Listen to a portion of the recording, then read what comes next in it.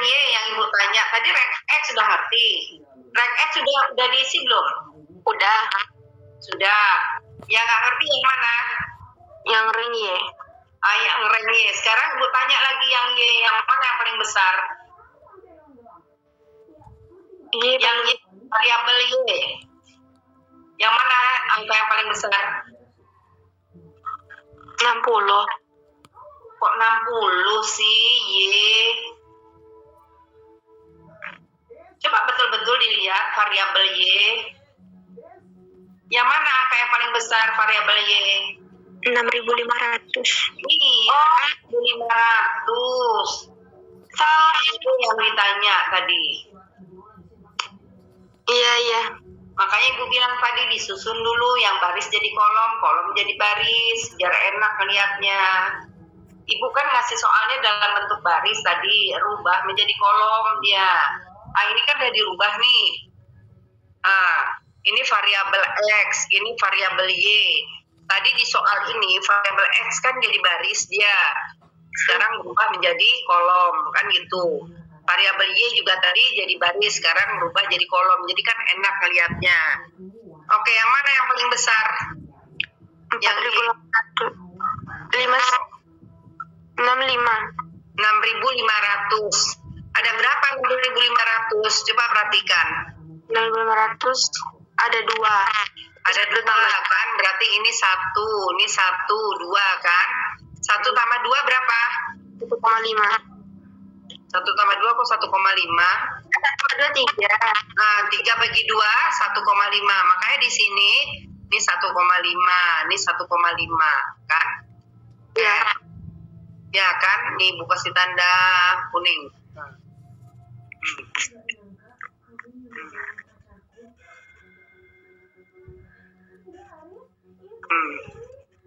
Oke, 1,5. Kemudian ini udah kedua kan? Yang ketiga yang mana? 6.200. Ya, ini 6.200 nih. Rank yang ketiga. Rank yang keempat? Rank yang keempat 6.000. 6.000. Oke. Rank yang kelima? Rank kelima 59. 5.900. Ini dia. Oke. Rank yang keenam? Rank keenam 5.100. 5.100. Oke, ada berapa 5.100? Ada 2. Ada 2. Nih Ibu kasih tanda lagi ya. Rubahlah tandanya biru. Oke.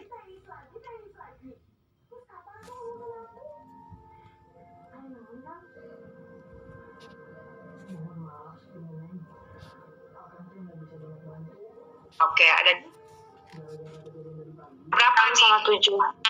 Iya, yang ke-6 dengan yang ke-7. 6 tambah 7? 6 tambah 7 13. 13 bagi 2,5.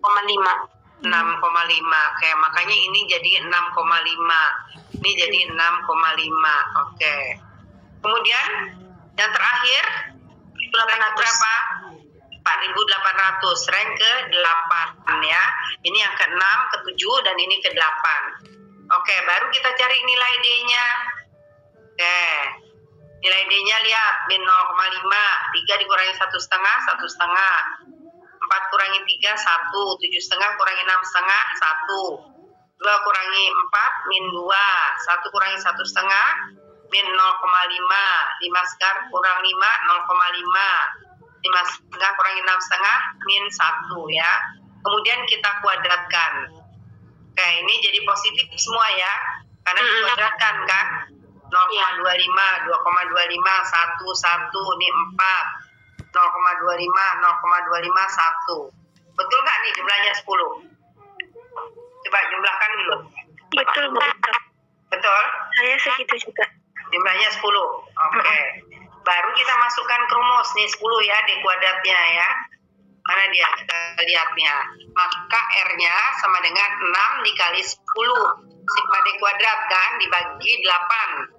N-nya 8 kan? 1, 2, 3, 4, 5, 6, 7, 8 ya. 8 dikali 8 dikuadratkan min 1. 8 dikuadratkan 64. 64 dikurangi 1, 63. 63 kali 8 berapa? 53 kali 8.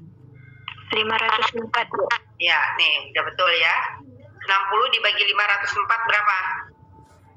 0,12. Ya, pas ya. 1 dikurangi 0,12 berarti 0,88 ya. Artinya, hasil tes kecakapan dari 8 orang kepala cabang mempunyai hubungan yang signifikan dengan hasil penjualan barang ya. Kenapa kok dikatakan dia mempunyai hubungan yang signifikan korelasinya? Kenapa? Apa sebabnya? Korelasinya dikatakan dia mempunyai hubungan yang sangat erat atau hubungan yang sangat signifikan. Alasannya apa?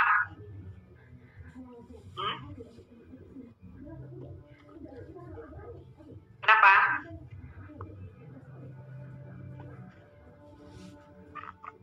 Seperti apa kemarin? Kalau korelasi dia mendekati 1 apa? Kalau mendekati 0 apa? Kan kemarin udah itu jelaskan.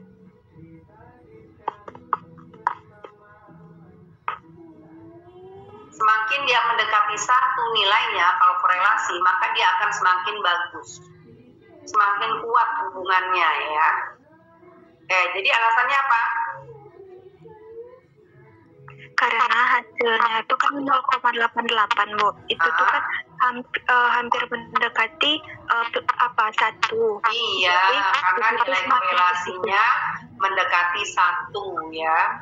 Maka dia positif, sangat mempunyai hubungan yang erat, mempunyai hubungan yang signifikan dan sebagainya ya.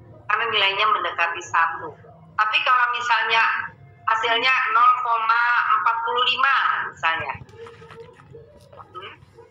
Itu tidak mempunyai hubungan yang erat ya, hubungannya lemah ya. Karena nilainya di bawah mendekati angka 0. Jadi kalau dia di bawah angka 0,5 itu kita anggap hubungannya lemah ya. Kenapa? Tidak mendekati 1 dia, mendekati 0 nilainya. Maka hubungannya lemah, tidak signifikan. Dia mempunyai hubungan, tapi hubungannya lemah, sangat lemah sekali. Korelasinya. Oh, ini korelasinya sangat kuat sekali ya. Itu yang dinamakan dengan korelasi. Oke, sampai di sini ada yang mau ditanyakan? Silakan. Nah ya, kita lanjutkan. Nanti di rumah tolong dikerjakan soal ini ya. Nih, soal nomor 2. Nanti Ibu kasih tempatnya untuk minggu depan dikumpulkan ya. Jadi kan isi absen sekalian ini dikerjakan ya. Oke. Untuk latihan soalnya.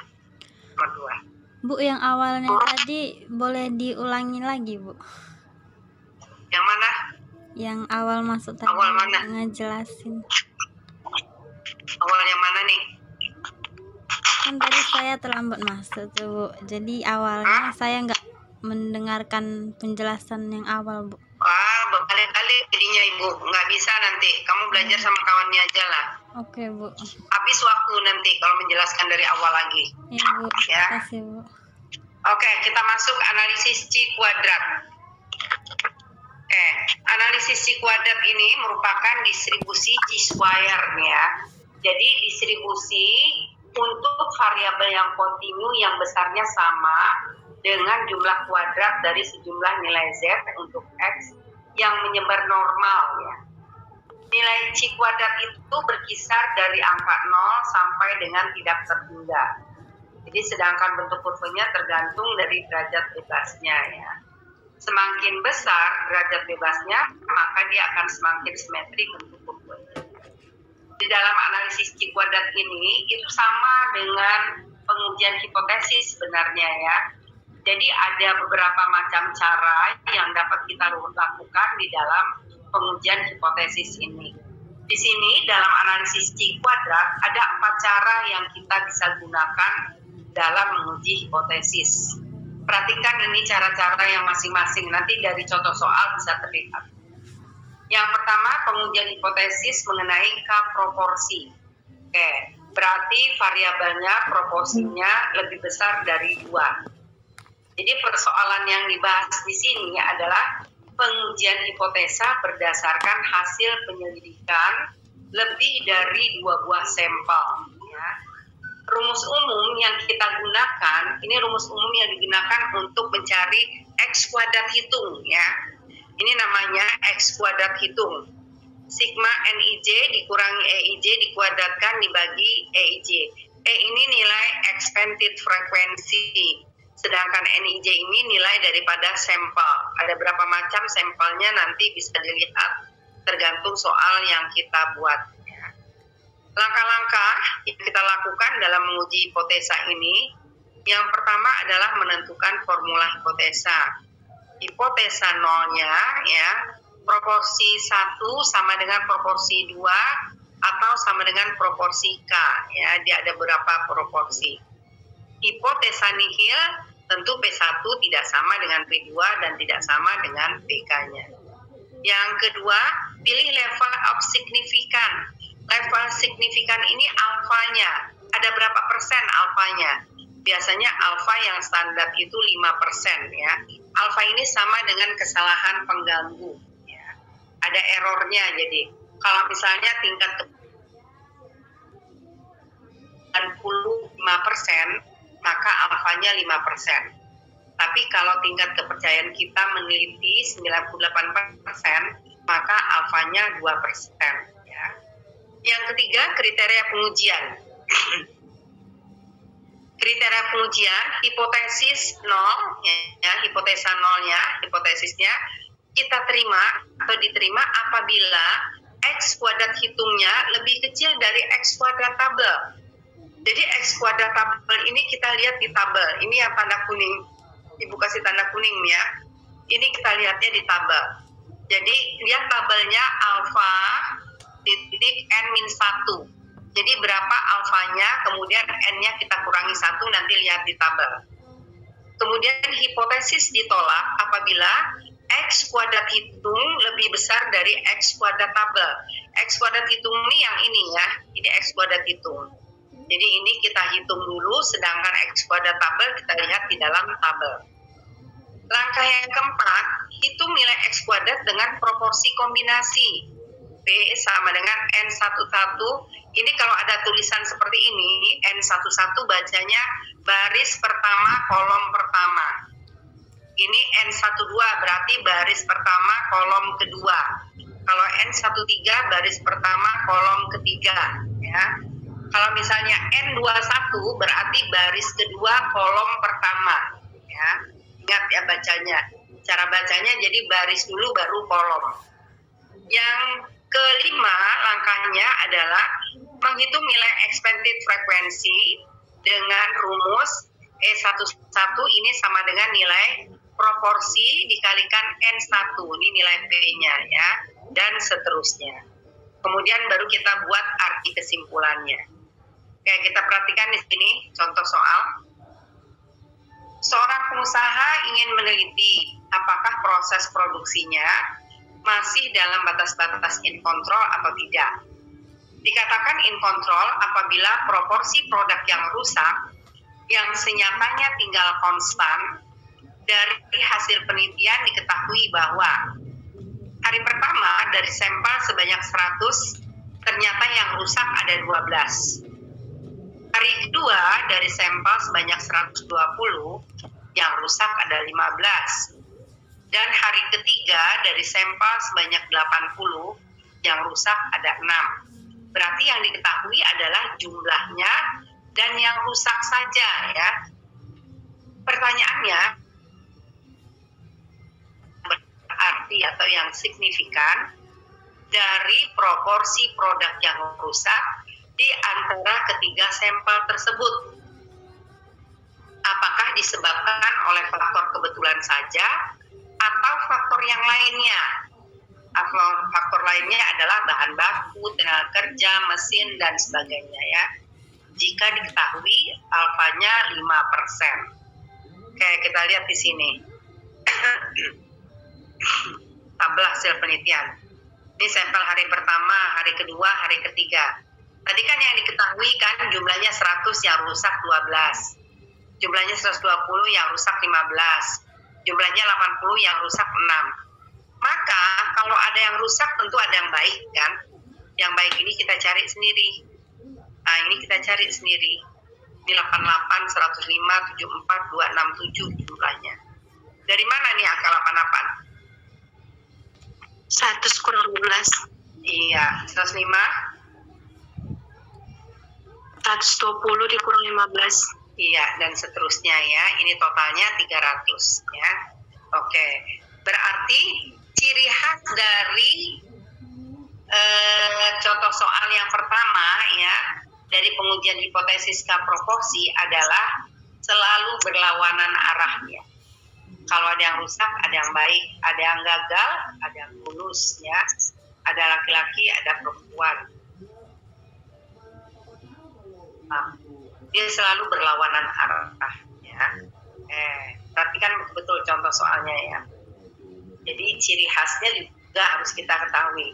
Kalau ciri khasnya seperti ini berarti kita masuk ke dalam perhitungan soal pengujian hipotesis yang pertama ya. Oke, sekarang kita lihat lagi tabel X kuadrat. Alfanya tadi 0,05 kan? Ini dia. 5% kan? 5% itu sama dengan 0,05. Ibu buat di sini. 0,05. 5% ya kalau kita persentasekan. Oke. Kemudian N-nya ada 3 kan sampai hari pertama, kedua, dan ketiga. Dikurangi 1 berarti 2. Maka ini kalau kita lihat dalam tabel, nanti di searching aja di tabel ya. Namanya tabel X kuadrat atau tabel Chi square.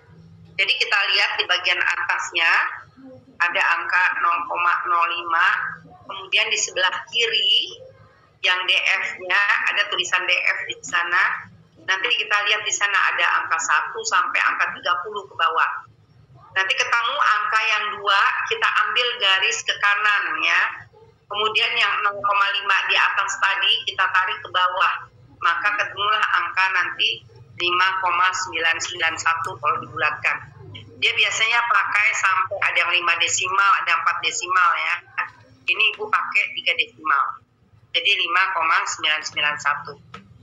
Oke, kemudian proporsinya. Nilai proporsi tadi yang diketahui kan tadi yang rusak aja kan, maka kita jumlahkan. Mana yang diketahui itu yang kita jumlahkan. 12 tambah 15 tambah 6 berarti ada 33/300. Karena jumlah totalnya 300 nih N-nya ya. Maka hasilnya 0,11. Baru kita masukin nilai expected frekuensi. E11, lihat tadi rumusnya. Rumus yang kita gunakan ini dia. P kali N1 kan. Baris pertama kan. E11 kali N1 jumlah yang pertama. 0,11 kali 100 nih jumlah yang pertama kan. Jumlah yang kedua N2 terus 20.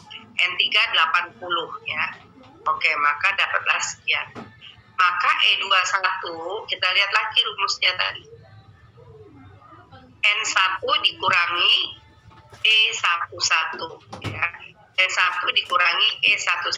N1 kan jumlah sampel pertama kan. 100 dikurangi 11 ini 89. Kemudian 120 kurangi 13,2 dan seterusnya. Oke, setelah dapat nilai expected-nya, maka kita masukkan di sini. Ya. Ini supaya mudah kita menghitung ya. Tabel expected frekuensinya. Kita masukkan di sini. Ini 11, 13,2, 8,8 ya. 89, 106 dan seterusnya. Barulah kita bikin nilai X kuadrat hitung. Oke, ini nilai X kuadrat hitungnya. 12 dikurangi 11 dikuadratkan dibagi 11 ya. Ini nilainya. 15 kurangi 13,2 dibagi 13,2 dan seterusnya. Maka dapatlah nilainya 1,378. Kesimpulannya, X kuadrat itu 1,378. X kuadrat tabel 5,991 ya. Maka X kuadrat itu lebih kecil dari X kuadrat tabel. Hipotesisnya diterima ya. Oke, artinya apa? tes diterima, perbedaan proporsi produk yang rusak dari ketiga sampel tersebut hanya disebabkan karena faktor kebetulan saja. Ya, memang betul ya rupanya. Dia kan signifikan, bukan perbedaan yang signifikan. Jadi proses produksinya masih dalam batas-batas in control. Jadi disebabkan memang karena faktor kebetulan ya. Oke, maka HO-nya diterima. Oke. Yang kedua, analisis tabel R dan K, baris dan kolom. Contohnya, manajer suatu perusahaan ingin mengetahui bagaimana sikap para karyawan dari berbagai departemen yang ada di dalam perusahaannya terhadap kondisi kerja yang diperolehnya. Suatu penelitian yang didasarkan pada random sampel dari para karyawan dari 4 departemen memberikan hasil sebagai berikut. Ya, departemennya ada 4, departemen A, departemen B, departemen C, departemen C, ya, D ya. Kondisi kerjanya sangat baik, cukup, dan jelek. Oke, tabel R dan K ini yang diperhatikan adalah hanya baris dan kolom. Berarti kalau hanya baris dan kolom, ciri khasnya apa tuh? Hanya baris dan kolom, ciri khasnya apa? Yang kedua.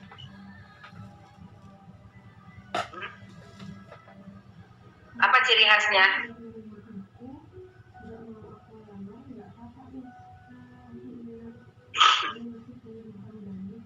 Apa ciri khasnya? Halo? Halo, mana nih suaranya?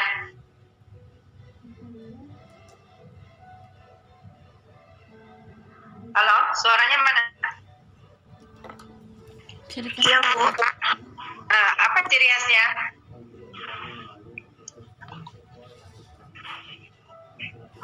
Ya, cuma melihat dari tabel dan kolom. Iya, apa ciri khasnya? Yang diperhatikan hanya baris dan kolom. Berarti ciri khasnya apa?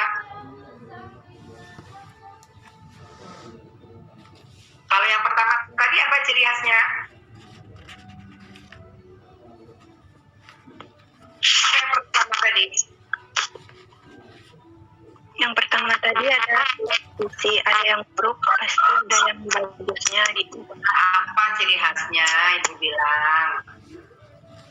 Rusak dan baik. Kok rusak dan baik sih ciri khasnya? Ciri khasnya apa tadi yang pertama?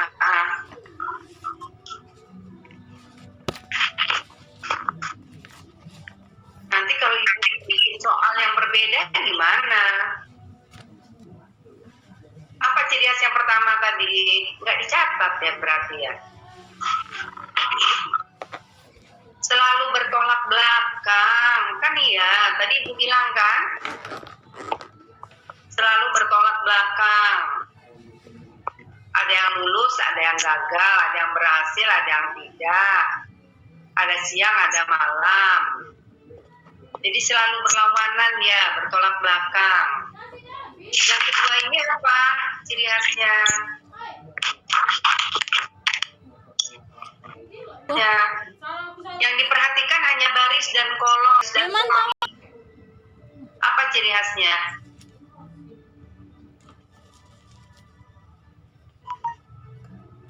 Bertolak belakang juga, Bu. Dari mana pula bertolak belakang? Nggak ada di sana bertolak belakang. Yang diperhatikan hanya baris dan kolomnya saja.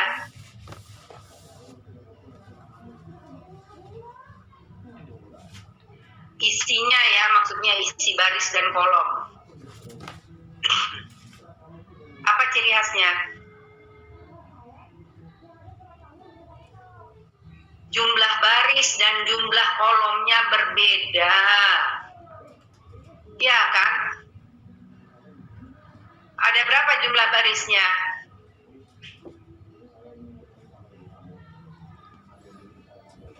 Jumlah barisnya ada berapa? 6, Bu. Oh, ada 6 sih isinya. Kan ibu bilang isinya. 4, Bu. Ada 3, cuman lihat sangat baik, cukup, dan jelek. Kan isinya itu kan. Kondisi kerja sangat baik, cukup, dan jelek. Cuma ada 3 baris. Jumlah itu kan kita jumlahkan sendiri. Kolomnya ada berapa?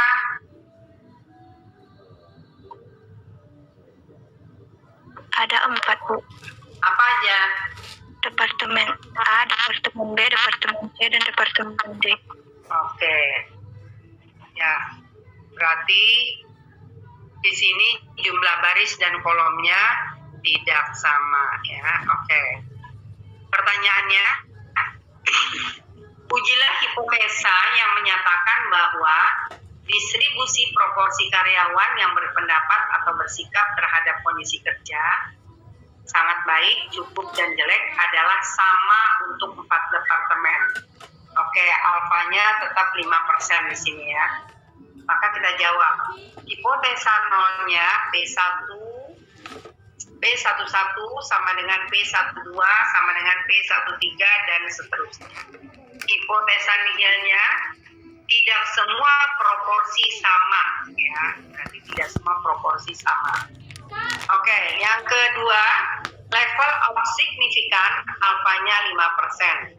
Berarti X kuadrat tabelnya ya 0,05.2 R1 baris ya, row. Baris dikurangi 1 dikalikan kolom kurangi 1. Barisnya ada berapa tadi? 3. Iya, kolomnya 4. ya, 3 dikurangi 1 kali 4 kurangi 1. 3 kurangi 1, 2. 4 kurangi 1, 3. Berarti 2 kali 3, 6 ya.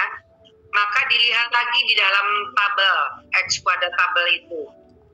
Kayak 0,05 dengan 6. Ternyata punya dia di sini 12,592. Jadi ada 12,592. Oke, kemudian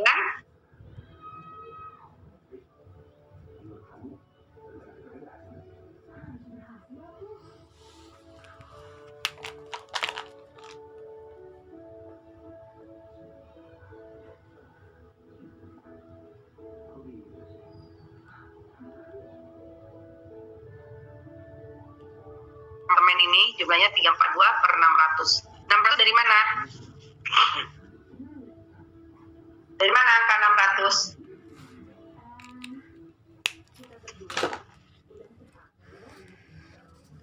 Dari jumlah keseluruhan, Ibu. Jumlah keseluruhan. Maka dapatlah 0,57. Betul apa enggak? Tuh, coba dicek. 342 dibagi 600.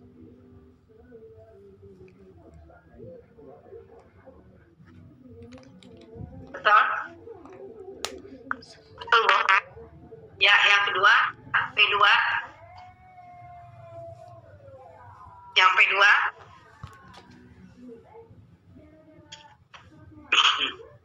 Betul? Betul. P3 Juga. ya, baru kita cari nilai expected frequency.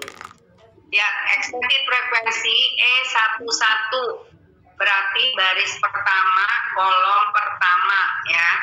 Baris pertama yang P1 itu kan 0,57 ya, kita kalikan 0,57 dikalikan N1. Yang pertama kan 100 kan.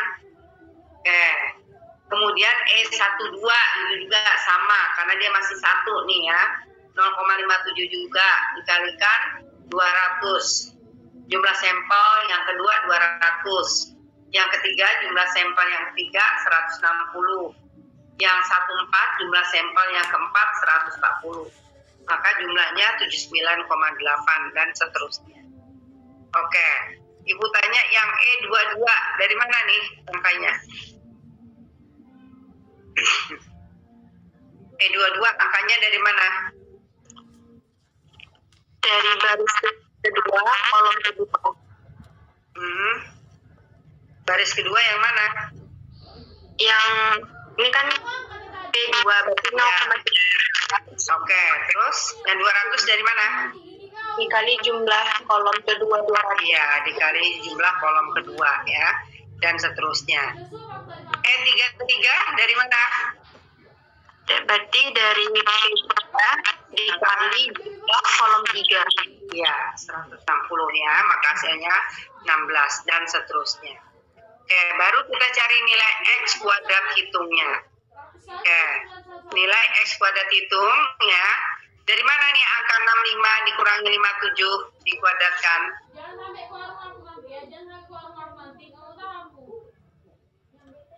Dari mana angka 65?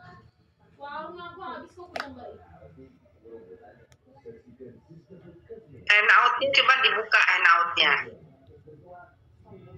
Itu dari departemen A, sangat baik 65, dikurang yang EIJ tadi. Dari baris pertama, kolom pertama dikurangi nilai EIJ. nilai expanded frekuensi baris pertama, kolom pertama juga ya. 57 ini kan expanded frekuensi ini. Nih, baris pertama, kolom pertama nih 57 ya. Oke. Kemudian angka 44 dikurangi 46,2 nih dari mana?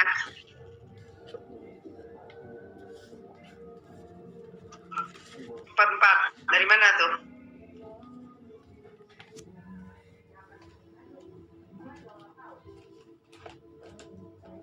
Jadi nilai dari baris kedua kolom keempat kan Baris kedua, kolom keempat kan 44. Dikurang dari expanded frekuensi baris kedua dan keempat kan 46,2. 46,2 ya, dan seterusnya ya. Maka hasilnya setelah dikuadratkan dan dibagi 4,572. Nanti dicek nih betul apa enggak Ibu cari ya. Kesimpulannya, X kuadrat hitung 4,572 lebih kecil daripada X kuadrat tabel tadi 12,592. Maka hipotesisnya diterima ya. Hipotesisnya diterima. Tidak ada perbedaan yang signifikan pada sikap karyawan terhadap kondisi kerja di antara 4 departemen tersebut. Ternyata tidak ada perbedaan yang signifikan. Oke. Yang ketiga, test of independent. Test of independent ini adalah pengujian independensi. Artinya tabelnya selalu kontingensi. Kontingensi itu selalu selalu sesuai ya. Jadi tabelnya tabel kontingensi, selalu menyesuaikan, selalu sesuai tabelnya ya. Konsisten istilahnya. Jadi test of independent ini dipakai untuk menguji ada tidaknya hubungan antara dua kategori klasifikasi suatu hasil observasi dari suatu populasi dengan kategori populasi yang lain. Ini contoh soalnya. Kita ingin mengetahui apakah ada pengaruh yang signifikan antara pendapatan individu dengan kualitas bahan makanan yang dikonsumsi. Untuk tujuan ini diadakan penyelidikan terhadap 100 individu dengan data sebagai berikut. Ini maksudnya boleh nggak sih orang misalnya pendapatannya kecil, nggak boleh makan hamburger karena duitnya cuma sedikit. Kalau orang kaya boleh makan hamburger, gitu ya.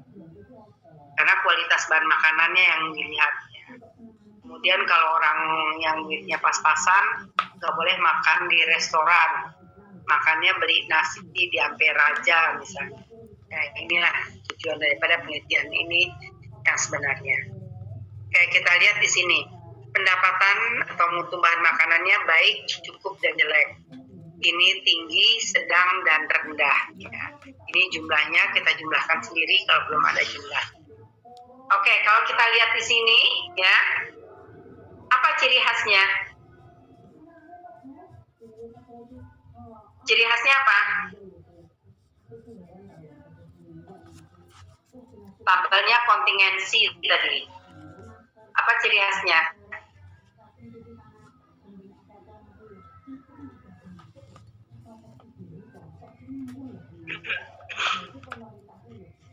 Halo? Ada yang jawab? Sri Rizky. ciri khasnya?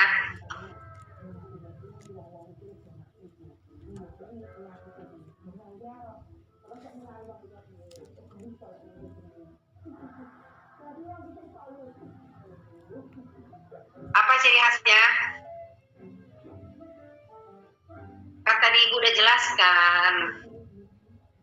Tabel kontingensi itu apa artinya tadi? Menyesuaikan. Terus istilah lainnya lagi? Konsisten. Iya. Jadi apa ciri khasnya di sini? Berarti mutu bahan makanan konsisten dengan tingkat pendapatannya. Yang dilihat itu baris dan kolom.